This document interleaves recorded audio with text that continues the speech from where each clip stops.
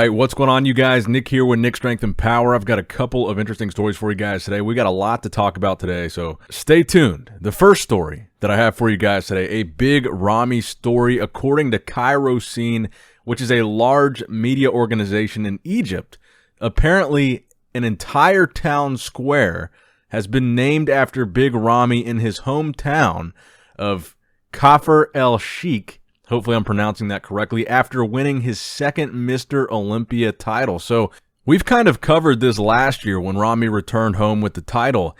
Ramy is like an A-list celebrity in Egypt. It's a lot different there than it is over here. But all in all, it's really cool to see Ramy being treated like that because, like I said, it's really not something you see as much over here. You've got the bodybuilding fan base that obviously treats Ramy like a superstar over here, but that bodybuilding fan base is not like the entire country. Like Ramy in Egypt is to the point where like he can't go to a supermarket without getting recognized and everybody knows who he is.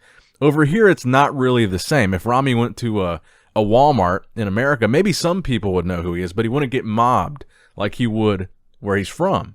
And I think it's really cool to see something as massive and as permanent as this, to have an actual square named after him. In the place that he's from. I mean, it's so permanent. It's just very cool to see that kind of acknowledgement given to a bodybuilder. And speaking of Big Ramy, Dennis James recently posted a video of Ramy from his prep. Now, I wanted to share this with you because I think this was kind of the video that Dennis was teasing during Ramy's prep. There were points after Ramy had got here to the States where Dennis was posting like videos of just Ramy's feet where you could tell Ramy was posing. And he says, this was 2.5 weeks out from this year's Olympia. This was their posing practice. He says every day, first of 3 posing sessions immediately after cardio before breakfast.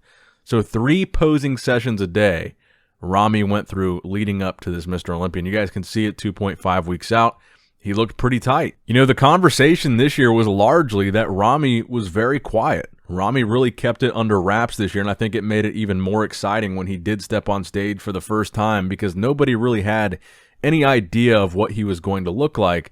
But based on what we're seeing here, it looks like it was a pretty safe assumption that they were confident from the moment he stepped in the States.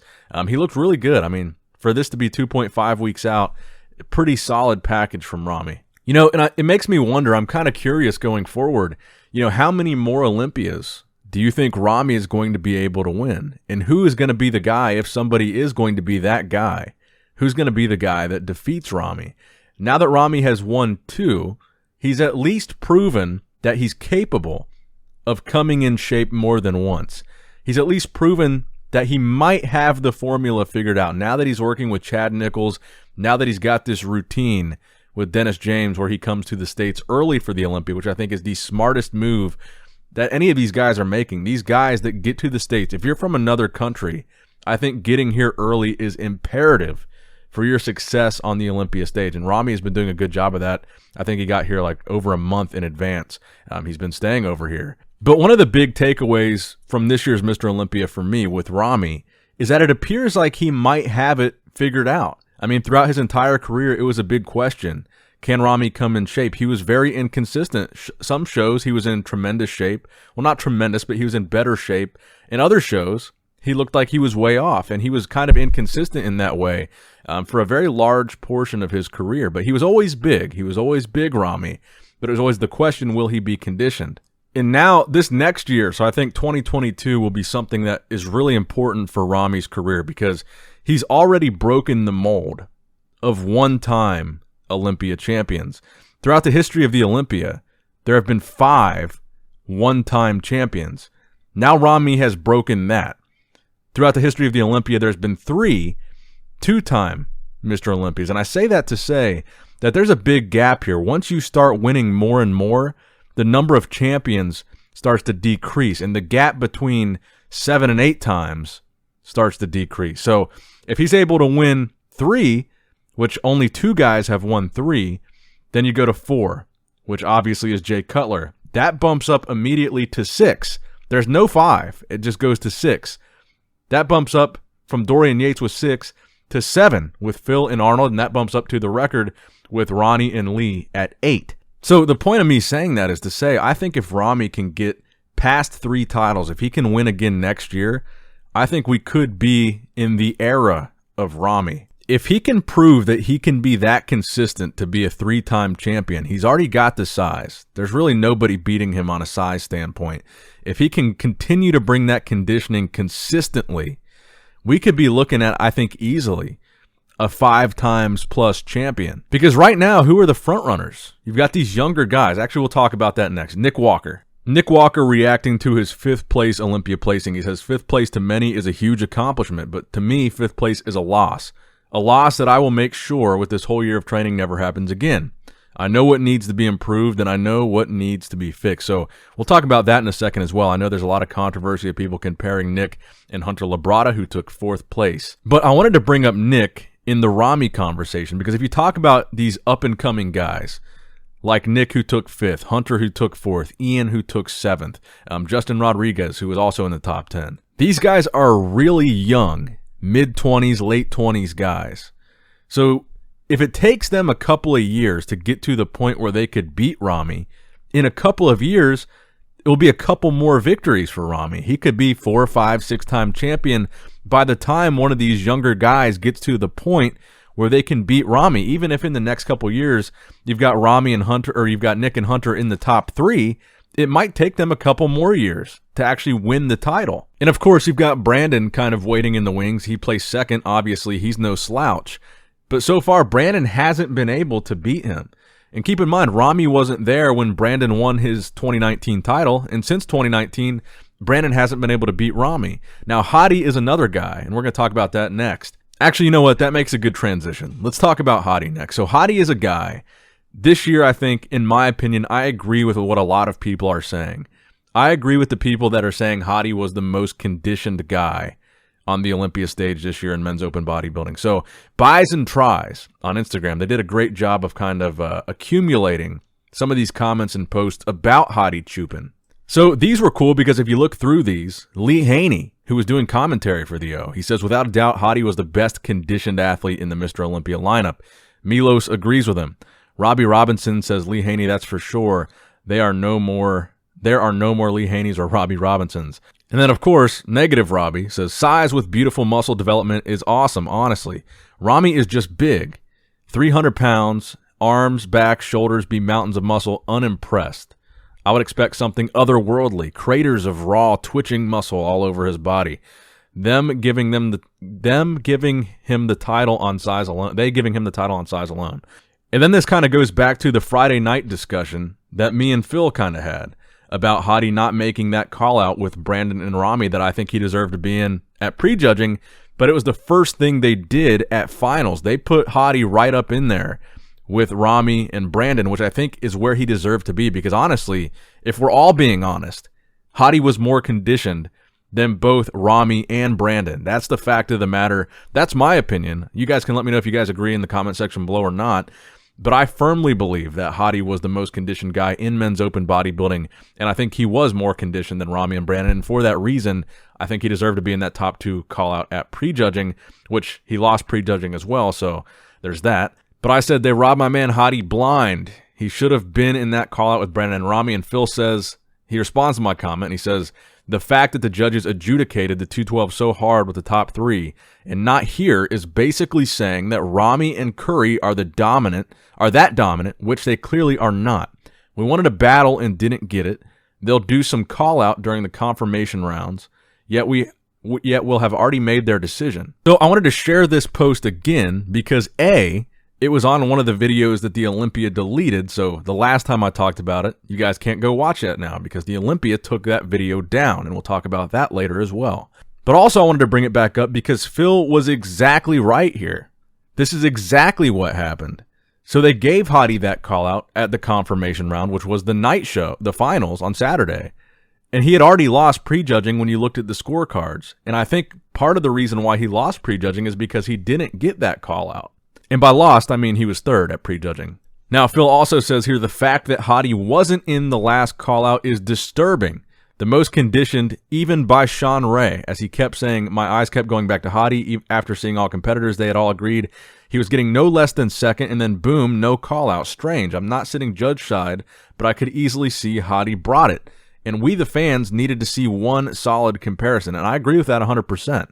Now, the story that I've been hearing, and we'll pull up this photo here from NPC News Online of Hadi, the story that I've heard is that the judges thought that something was weird about Hadi's delts. That's the narrative that I've been hearing, suggesting some kind of SEO, site enhancement oil. That's the story that I've heard, and that's the reason that people are insinuating that he was maybe punished with third place instead of possibly second, or possibly the win, which I think some people are making the argument for. Now, I will say Hadi always does have absurdly large delts, and using SEOs is not something that's uncommon at all in pro bodybuilding. It's really not. But it's such a subjective thing, because how can you know for sure that that's what's going on with his delts? So to me, while he's always had these absurd, large, round delts, he's always looked like that. To me, they didn't look any different than they usually looked at this show, but maybe the judges saw something that I didn't. So I think that makes it very hard to punish him or ding him, because no one really knows for sure if anything is in his delts. For all we know, there might not be anything. Like, we don't know. Could they look suspicious? Sure, but that doesn't mean we have any idea, what's going on. Now, Hadi did also get the People's Champion Award again this year, so we know that the fans love Hadi. I love his physique. I wanted to see him in that first call-out, and I think honestly, I'll say it here, I think he's got the potential to win the whole thing one day. And he said recently in a live video that he plans on putting on size for next year to compete with Ramy. I believe he said 5 kgs or roughly 10 pounds for stage weight next year to try to compete with Ramy. And he really has the best coach in the game to do exactly that. I mean, look what Hani Rambod, who is also Hadi's coach, was able to do with Derek Lunsford. Derek Lunsford he was arguably the most improved bodybuilder of all categories this year. He was the most impressive to me from a standpoint of improvements. So look, if Hani can put some size on Hadi Chupin, because Hadi says he needs to put on that size to compete with Big Ramy, if he can put that size on Hadi and still bring him in with this crazy Hadi Chupin conditioning, I think Hadi could win the whole show. And also, I wanted to acknowledge, I've seen kind of the outrage about Hunter Labrada beating Nick Walker. I know that Nick Walker has a massive fan base, and I wanted to acknowledge, even though I've got Labrada as one of my sponsors, I can certainly see the argument for Nick beating Hunter. I definitely see where you guys are coming from on that. I think it could have gone either way, to be honest. But I gotta say, I'm not mad about seeing both of them in that top 5. I think it's awesome that both Nick and Hunter were right there in that conversation with the top of the top. I really like to see that, so I can't be upset about the decision, because I think both those guys being in that call-out and being in those placings was fantastic. I think it was a positive thing at the end of the day for the future of bodybuilding. So the last thing here that I wanted to discuss, probably the elephant in the room. So first off, I wanted to say thank you guys. I saw that my vlog channel recently hit 50,000 subscribers. I really appreciate that. It's really cool. I know I haven't really been promoting it, and I know I've been posting a little bit more on there, but not as much. So I wanted to say I appreciate that, but I also wanted to say go subscribe there if you haven't already, because if anything happens to this channel, that's where I'm going to keep you guys updated, and that's the channel where I'll be posting from full time if anything happens to this channel. Again, with the copyright thing with the Olympia, it was weird and it caught me off guard. And it does put my channel in a little bit more jeopardy than it usually would be in. So, if anything were to happen, the vlog channel is where you can find me. That channel is not going anywhere. That channel will be my backup. So, if I got to keep you guys posted or update you guys, or if anything happens, that will be where to find me. There will be a link in the description box below to that channel. So, if you guys want to stay up to date, go there. Now, regarding the copyright strikes with the Olympia, the only thing I want is either one of two things. If it was a mistake, then just retract the strikes. Let the videos go back up. Take them back. No apology needed. I see people saying that I want an apology. I don't want an apology. I just want the videos back. And the reason why I say I think it could have been a mistake is I looked around today. Every other bodybuilding channel used clips from the Olympia live stream in their footage to cover the Olympia. Every other one. I looked, everyone that I checked, they've still got it up. Not taken down. No issues, still up. So, either my videos were mistakenly targeted by some kind of algorithm or something, or my channel was intentionally targeted and I'm the only one that had to take their videos down or got their videos taken down, because I didn't even have a choice, which Makes absolutely no sense to me if that's the case. I've never said anything negative or had any issue at all with anybody at the Olympia. I thought we had a really good relationship with some of the people there, to be honest with you. So it kind of really caught me off guard. And then when I saw that everybody else used footage and it wasn't taken down, then I really didn't understand. And then it rubbed me the wrong way. And then I wondered, is it just that I've gotten too big and they don't like me talking about the Olympia? So if that's the case, and the rules that apply to me don't apply to all the other bodybuilding channels, then let me know. Because no one has let me know that the rules are different for me than everybody else as they appear to be. And that's really the part that kind of rubs me the wrong way the most. I thought I had a good relationship with these guys. They've got my contact info. I actually thought we were friends. I mean, they set me up as a media partner for the 2018 or 2019 Olympia.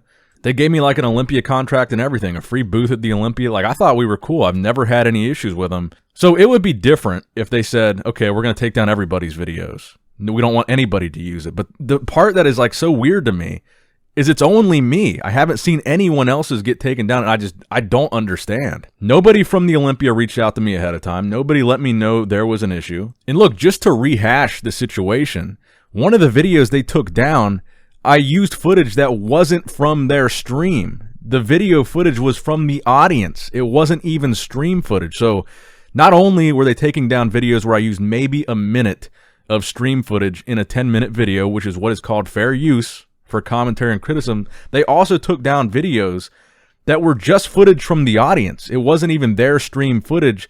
So it was like really aggressively targeting me, which is like, I can't use any footage from the event at all, whether it's the live stream or not.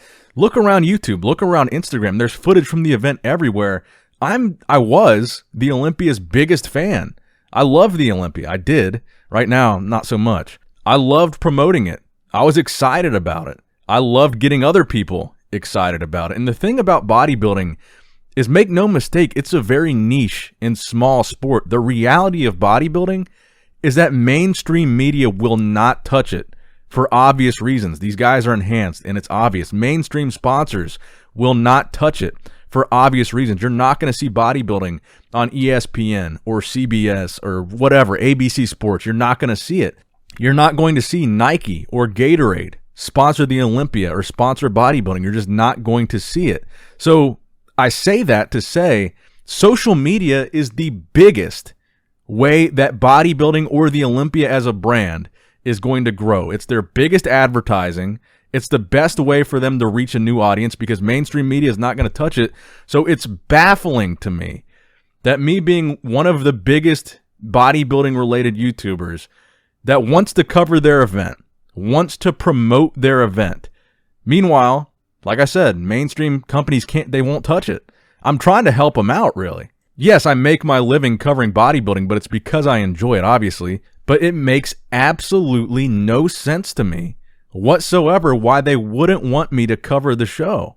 Social media is how they're selling tickets for next year. It's how they're getting interest for next year. It's how they're getting people to buy the live stream next year because they're not getting it from commercials on TV. They're not getting it from ESPN. They're not getting it from mainstream sponsors. They're getting it from us, bodybuilding channels like mine, social media pages of the athletes. That is their main momentum. So if it's really to that point where the Olympia doesn't want me to cover the event because I'm too big of a channel or whatever the reason is, then it's like, why am I even doing this anymore? Because I'm a fan of the sport and I grew my channel too big now that they don't want me to be involved? Is it too much exposure? I just really don't get it. And I know I'm venting to you guys right now, and I know this is getting a little bit long. It's probably going to be a 20-minute video, but it's just because it feels like a slap in the face. And it makes me not even want to make videos anymore because then it's like, what's the point in growing this channel? If you get to the top, you get to be the biggest bodybuilding news channel, and then they just don't want you anymore because you're too big. And here's another thing that really rubs me the wrong way, is they were copyright takedowns, which gave me no choice. There was no communication with me, no warning. There's another option where you can have a copyright request where they can ask me to remove part of a video. So this is another option they have. So if I had 30 seconds of their video in my video, they can issue a copyright takedown request where I can just cut out that 30-second segment, or they could just ask me to cut out that 30-second segment, because none of the videos that they took down were just videos of their clips. I had other stuff in the videos for like 10 more minutes, like the one I talked about, the Phil Heath thing, for like 10 minutes of that video, and they took all that down, which is not their right to do. Under fair use, they could maybe argue and ask, hey, just take out our clip and then we're good to go. But taking down the whole video is not something, that's abuse of the copyright takedown tool. So that's the other thing that really rubbed me the wrong way. It was like, not only was there no communication or no request, they also ignored the option that they have to not put strikes on my channel, to not strike down my videos, to not take away the revenue or the views or whatever from the videos I had up, because all that would have stayed up and their clip could have just been taken off. Or, like I said, as simply as reaching out to me, if they didn't know about that option, I could have told them that was an option on the videos that I did use a short clip from the stream. But instead, like I said, no communication, no warning, no option. They said, screw this kid, take down his videos, but don't take down anybody else's, because like I said, all the other bodybuilding channels right now, they all have clips on their videos, longer clips than I used, by the way, and all those videos are still up. So for whatever reason, I was targeted. Let me know what you guys think in the comment section down below, because it just really, really rubs me the wrong way. I know this was a rant video. I know it was long, but that's just how I feel. Go subscribe to Nick Strength and Vlogs. In case anything happens to this channel, it's going to be really important that you do that. Thumbs up this video to show your support for the channel. I really have appreciated all the positive messages that I've gotten lately, all the positive comments that I've seen, all the support of people saying that I got them into bodybuilding. It really, really has meant a lot to me, and really has kept my mood elevated a little bit, seeing all that positivity that you guys have directed towards me. So I thought that was really cool, and I appreciate seeing that in the comment section down below. Subscribe if you haven't already, and as always, I love you guys. I appreciate you guys. Nick Strength and Power, signing out.